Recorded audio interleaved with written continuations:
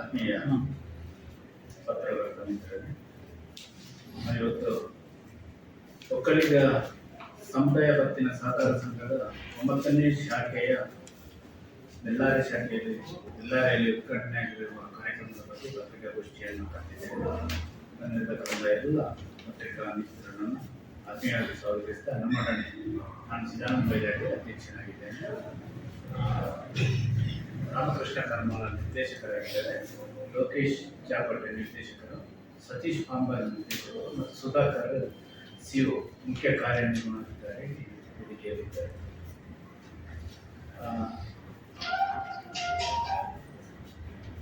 Puttur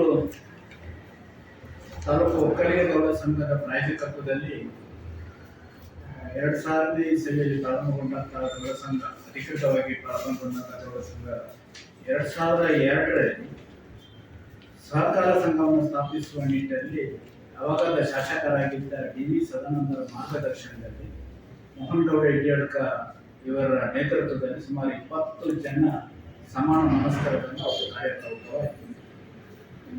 September 2ನೇ ತಾರೀಕು 2002ರಲ್ಲಿ ಮಹಾಲಿಂಗೇಶ್ವರ ದೇವಾಲಯದ ಸಭಾಭವನದ ಕಟ್ಟಡದಲ್ಲಿ ಪ್ರಥಮ ಶಾಖೆಯನ್ನು ಉದ್ಘಾಟನೆ ಮಾಡುವ ಮೂಲಕ ಅದಕ್ಕೆ ಚಾಲನೆ ನೀಡಲಾಯಿತು. ನಂತರದ ದಿನಗಳಲ್ಲಿ ಸ್ವಲ್ಪ ವೇಗ ಇಲ್ಲದಿದ್ದರೂ ಸಹಕಾರಿ ಸಂಘ ವ್ಯವಸ್ಥಿತವಾಗಿ ನಡೀತಾ ಇತ್ತು. ಮುಂದಕ್ಕೆ ಕಡಬ, ಉಪ್ಪಿನಂಗಡಿ, ನೆಲ್ಯಾಡಿ, ಕುಂಬರ, ಅಲಂಕಾರ, ಕಾಂಡಿಯೂರು ಮತ್ತು ಪುತ್ತೂರಲ್ಲಿ ಮತ್ತೊಂದು ಶಾಖೆಯನ್ನು ಮಾಡುವ ಮೂಲಕ 8 ಶಾಖೆಗಳನ್ನು ಮಾಡಿಕೊಂಡು ಈಗ ಕಾರ್ಯನಿರ್ವಹಿಸ್ತಾ ಇದೆ. ಪ್ರಸ್ತುತ ಕಳೆದ ಆರ್ಥಿಕ ವರ್ಷದಲ್ಲಿ ಸುಮಾರು 401 ಕೋಟಿಯಷ್ಟು ವ್ಯವಹಾರವನ್ನು ಮಾಡಿಕೊಂಡು ಸುಮಾರು 76 ಲಕ್ಷದಷ್ಟು ಸಾಲವನ್ನು ನೀಡಿ ಕಳೆದ ಅವಧಿಯಲ್ಲಿ ಆಡಿಟ್ ವರದಿ ಪ್ರಕಾರ 1,05,00,000ದಷ್ಟು ಲಾಭಾಂಶವನ್ನು ಪಡ್ಕೊಂಡಿರುವಂಥ ಸಂಸ್ಥೆ ಇದಾಗಿದೆ.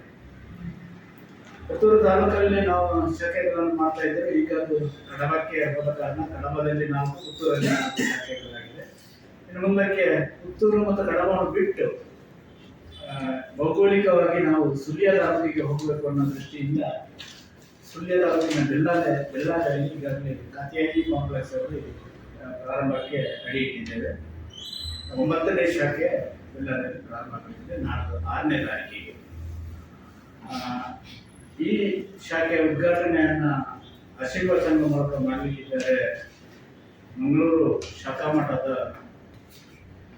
ಪರಮಪೂಜ್ಯ ಶ್ರೀ ಡಾಕ್ಟರ್ ಧರ್ಮಪಾಲನಾಥ ಸ್ವಾಮೀಜಿಯವರು ಆಶೀರ್ವಚನ ನೀಡಲಿದ್ದಾರೆ. ಮತ್ತು ಆ ಕಾರ್ಯಕ್ರಮದಲ್ಲಿ ಸುಳ್ಯ ಶಾಸಕರಾದ ಭಾಗೀರಥಿ ಮುರಳಿಯವರು ಭಾಗವಹಿಸ್ತಾರೆ.